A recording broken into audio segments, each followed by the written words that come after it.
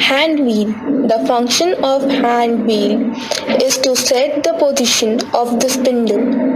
The spindle and the hand wheel are engaged by the screw mechanism. Suppose a nut is fixed and the bolt rotates about it. Then, along with rotation, the bolt also moves in one direction. This mechanism is used when a rotational motion is to be converted to translational motion.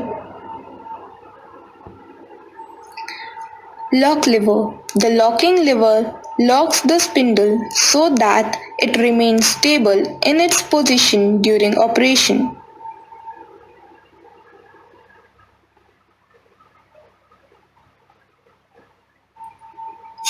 Dead center. The dead center performs the function of supporting the workpiece during lathe operations.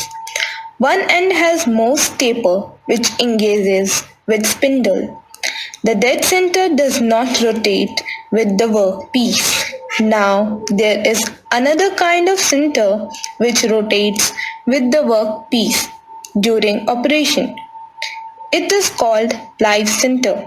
Live center is provided with the bearing so that it performs frictionless rotational motion. Now, if we replace the center with drill, bore or rim tools, we can also perform drilling, boring and rimming operation with the tail stock.